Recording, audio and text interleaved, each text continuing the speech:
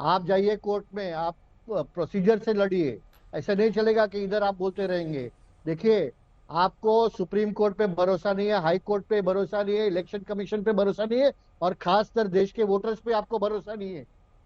मुंबई में 6 सीट थी, 4 आप जीते, हमने कुछ कहा आपको? हमने नहीं कहा। हमने मान लिया, चलो हम लोग ने 4 सीट हारे, हम 2 जीते। अभी वायकर जी के इसमें उनके रिश्तेदार का फोन नहीं था, लेकिन क्योंकि इलेक्शन कमीशन के वहां कार्रवाई हुई तो एफआईआर दर्ज हुआ, तो कार्रवाई होने दो, फोन को फोरेंसिक्स ना मिले। आप कैसे प्रेशर डाल रहे हैं इलेक्शन कमीशन के ऑफिसर के ऊपर? आप नहीं डाल सकते हैं ऐसा, ये गलत है। दूसरी बात मैं कहता हूं आपको, आनंद जी आगे। जब इलेक्शन कमीशन ने कहा कि ये स्टैंड अलोन मशीन है, ये हैक नहीं हो सकता, तो आपको आर्टिफिशियल इंटेलिजेंस की नहीं, आपको इंटेलिजेंस की जरूरत है ये पता करने के लिए। आपको आर्टिफिशियल इंटेलिजेंस की जरूरत नहीं है।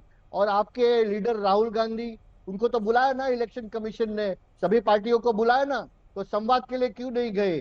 कोर्ट में, जब कोर्ट में डिसीजन आया तो कोर्ट में अपील में क्यों नहीं गए? उन्होंने ये क्यों नहीं कहा कि भाई हमको यहाँ पर एतराज है? जब आप 4 लाख वोट से जीतते हैं तब आपको चलेगा, आप कर्नाटक में जीतते हैं तो चलेगा, तेलंगाना में जीतते हैं तो चलेगा। आप इलेक्शन हारते हैं तो आपको क्या ईवीएम में गड़बड़ी लगती है? क्या देश की जनता बेवकूफ अर्पिता है यहाँ जी, पर? ठीक है। और किसने अर्पिता जी, इलेक्शन का जो ईवीएम किसने इंट्रोड्यूस किया? इलेक्शन अर्पिता जी, कमीशन का 1982 में इलेक्शन कांग्रेस ने इंट्रोड्यूस किया। अर्पिता जी, ठीक है, अतुल जी, उस कहना चाह रहे 42 हैं, मैं साल चर्चा में जरा कांग्रेस सबको जोड़ लूं, केंद्र आनंद जी सरकार फिर में आ रही हूँ। थी, हाँ, राज्य सरकार में थी, हर इलेक्शन जीती कांग्रेस, ठीक है। तभी उनको आपत्ति नहीं आई। अभी 10 साल से कांग्रेस इलेक्शन हार रही है तो उनको आपत्ति आ रही है। शर्म आनी चाहिए लोगों को। हाँ, अरे पहले आप मुद्दे पे बात करो, इलेक्शन कमीशन को डोज देना बंद करो। ये ठीक है। ऐसा नहीं चलेगा। आप ठीक है प्रॉपर अतुल जी। प्रक्रिया लो। दूसरी, ब्लैक बॉक्स के बारे में बात करते हैं। ठीक अरे है, ठीक है, हवाई सुनो जहाज अभी में ब्लैक बॉक्स अभी सर रहता होता ठीक है, है है सर। अभी। हाँ, कोई दुर्घटना घटी तो ब्लैक बॉक्स के बारे में बात करती है। कांग्रेस की तो दुर्घटना घट गई, 100 में तो वो सीमित हो गए, उनका एयरप्लेन क्रैश हो गया। इसके लिए राहुल गांधी को ब्लैक बॉक्स की याद आ रही है। आप ठीक। छोड़िए ये सब बात, मुद्दे अतुल की जी। बात करिए, और तब मुद्दे की बात प्रॉपर प्रोसीजर से लेके आइए। ऐसा है कि डेमोक्रेसी का प्लेन क्रैश होने का समय आ गया है, वो दिख रहा है। अरे कुछ मोहम्मद नहीं अमीन जी होगा कहते हैं 10 साल मोबाइल से। इस्तेमाल नहीं होता। मोहम्मद अमीन जी कहते हैं कि मोबाइल इस्तेमाल नहीं होता। यहाँ पर एफआईआर में खुद इलेक्शन कमीशन लिखती है कि मोबाइल का इस्तेमाल होता है, आप ओटीपी लेते हो, लॉगिन करते हो, फिर बाद में वो स्कैन करते हो, सारी प्रोसीजर सबको मालूम है। इलेक्शन कमीशन के एफआईआर के बाद सेक्शन 41 सीआरपीसी विदाउट मैजिस्ट्रेट के ऑर्डर के अरेस्ट वारंट निकलते हैं। और मैंने जानकारी ली, मैंने संजय राउत जी से खुद बात की, 121 बैलेट के वोट जो रिजेक्टेड वोट थे उसको फिर से काउंट करके जितवाया गया है। ये इलेक्शन कमीशन के 362 ऐसे मतदार संघ है, 362 ऐसी लोकसभा कॉन्स्टिट्यूंसीज है जहां पर ईवीएम में पड़े हुए वोट और इलेक्शन कमीशन ने डिक्लेयर किए हुए वोट, इसमें अंतर है। 1,07,00,000 वोट जो है ज्यादा आए हैं। 1 जून को जो वोटिंग होता है, 4 जून को रिजल्ट आ जाता है, और इलेक्शन कमीशन 6 जून को, 1 जून को कितना वोटिंग हुआ है वो सारा बताता है। देश की 19 लाख ईवीएम मशीन जो है वो अभी तक मिली नहीं है, कहां है पता नहीं, वो सुप्रीम कोर्ट में आज भी केस पड़ा हुआ है। एक सिंपल सा कहना था, ब्लैक बॉक्स क्यों कहा गया, ब्लैक बॉक्स को समझा कीजिए थोड़ा सा। ब्लैक बॉक्स में अंदर प्रोसीडिंग कैसा होता है पता नहीं चलता है, बाहर रिजल्ट आते हैं, इसीलिए उसको ब्लैक बॉक्स कहा जाता है कि एग्जैक्टली है क्या, जिसका कलर ऑरेंज होता है। और आपने कहा ना राहुल गांधी जी को बुलाया था, तो आप क्या करते हो, आप बैलेट यूनिट को हाथ लगाने के लिए बोलते हो, आप कंट्रोल यूनिट को हाथ लगाने के लिए अलाउ नहीं करते हो। आखिर में सुप्रीम कोर्ट ने यह कहा कि 5% मशीन जो है उसका सेमीकंडक्टर चेक भी होगा अगर कोई सेकंड और थर्ड नंबर का प्रत्याशी उसको मांगता है तो। थोड़े थोड़े थोड़े थोड़े अरे सुधार जो बताए गए हैं। वीवीपैट स्लिप नहीं पढ़ते हो क्या? आप एक बात समझ लो कृष्णा हेगड़े जी, कंट्रोल यूनिट आप क्या डेस्कटॉप को चेक करोगे, आप कंप्यूटर में वायरस गया तो, या सेंट्रल प्रोसेसिंग यूनिट को चेक करोगे? तो ये इलेक्शन कमीशन का रहने दीजिए, सारी दुनिया ने देखा कर्नाटक क्या के है। इलेक्शन में भी तो आपको सबसे लगता अहम है ना बात घपला नहीं हुआ है? कृष्णा हेगड़े जी, इलेक्शन कमीशन ने कर्नाटक में भी खुद अगर घोटाला एफआईआर हुआ किया है, है, तेलंगाना में भी एक घोटाला एक बात हुआ का है, एक सवाल का जवाब दो। पंजाब में भी मंगेश घोटाला पंडिलकर हुआ करके है। कौन से हैसियत से, in what capacity Mangesh Pandilkar was inside the counting room, number 1। उसके पास जो कर्मचारी के पास मोबाइल होता अरे है, वो जो इलेक्शन, वो लॉगिन करता है, इंडिपेंडेंट जिसपे कैंडिडेट ओटीपी का, आता है, और इलेक्शन उसके बाद एजेंट स्कैन का, होकर पोस्टल और रजिस्टर होते हैं ईवीएम लिस्ट। सुनो, क्यों नहीं वो हो मोबाइल सकता है उसके वो? पास क्यों आया, वो दिन भर उसके साथ क्यों था? 121 रिजेक्टेड वोट थे, उसको पास कराकर उसको लेकर रिकाउंटिंग में उसको विन घोषित किया गया, जो कि पहले अमोल कीर्तिकर को किया गया था। सर्टिफिकेट देने में देरी कर, ये सारे धांधलियां हुई है। यही धांधली नहीं जो नहीं है नहीं दूल्हे नहीं, में भी क्या करने की धांधली कोशिश हुई? हुई थी। आपके लोग सोए चार थे क्या? मशीन धांधली अगर हुए चार मशीन का तो आपके काउंटिंग लोग नहीं हुआ था क्या वहां और पर जितने किसी ठीक है, यानी अतुल जी सीधे सीधे शब्दों में ईवीएम पे आपको भरोसा नहीं है ना? अर्पिता जी मैं मुद्दों पे ईवीएम बात पर कर रहा सुनिए हूँ। ना, ईवीएम मैंने पे कोई एक भी भरोसा मुद्दा नहीं इधर है, उधर ईवीएम नहीं हैक हो कहा। सकता है सीसीटीवी ना था सर? वहां पर, एक मिनट हाँ। धुलिया में इन्होंने 4 हजारों मशीन गिनी नहीं थी। कार्यकर्ता वहां वो पर जैसा है, ध्यान में आया 4 काउंटिंग मशीन एजेंट गिनवाए हजारों और वहां शोभा पर बच्चन है। जी जीत गए। हमारा कहना यह है कि लोकतंत्र में सबसे अहम अगर कोई कार्रवाई होती है तो वो होती है चुनाव की।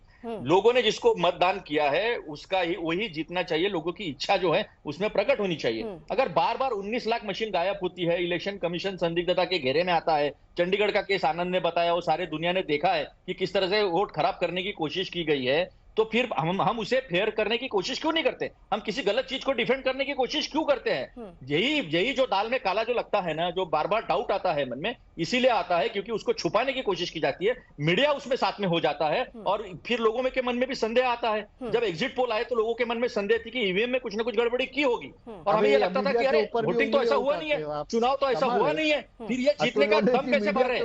रिजल्ट आने की बात तो सर सारी अभी तक तो इलेक्शन संविधान की कमीशन रक्षा भी हो गई थी, तब ना मीडिया पर सवाल उठा रहे थे, ना आप ईवीएम पर सवाल उठा रहे थे। 30 लाख करोड़ का घपला। लेकिन जरा ये बताइए ना, आप कह रहे हैं गलत हुआ तो गलत की शुरुआत किसने की सर? अतुल जी, गलत हुआ तो गलत की शुरुआत किसने की दिसंबर 1988 में? देखिए, कोई चीज अपन इंट्रोड्यूस करते हैं ना तो उसका अच्छा इस्तेमाल और गलत इस्तेमाल होता है। अगर उसका गलत इस्तेमाल होता होगा तो उसको डिफेंड करना बराबर है या नहीं, ये मैं पूछता हूँ। आप बताइए, गलत इस्तेमाल होता होगा तो उसको डिफेंड करना चाहिए या नहीं करना चाहिए? ये मेरा सवाल है ना। आडवाणी जी ने भी आप बीच में मत बोलिए, आप मत बोलिए बीच में। मैं जवाब दे रहा हूँ। जीवीएल नरसिम्हा ने पूरी किताब लिखी थी जिसका प्रस्तावना जो है वो आडवाणी जी ने लिखी थी। आप सीधी तो सीधी आपने बंद किया पकड़ी तभी, आपके दौरान लिखा ना आपने बंद किया। ये धांधली जो है सीधी सीधी पकड़ी आपने गई। ईवीएम बंद किया क्या? हमारे वक्त आपने डाउट किया लेकिन रिजल्ट सही सही आते थे ना। अरे तभी बंद कर रहे थे। मतलब आप जीत गए थे तो रिजल्ट सही था, ईवीएम भी उस वक्त सही था, क्योंकि आप कह रहे हैं आपत्ति की बात ना, मैं रिप्रेजेंटेटिव ऑफ पीपल्स एक्ट 1951 जो संशोधन किया गया था उसका जिक्र कर रही हूँ। जिस समय किसकी सरकार थी आप उसी का जिक्र कर रहे हैं सर। और उस समय लालकृष्ण आडवाणी से लगाकर जीवी नरसिम्हा तक सबने, नरसिम्हा राव ने, सबने इसको लेकर ऑब्जेक्शन किया था, कोर्ट तक भी मामला गया था। तब तो आप कह रहे थे कि नहीं जी सब पूरा सब ठीक है, ईवीएम सिस्टम एकदम सही से काम कर रहा है।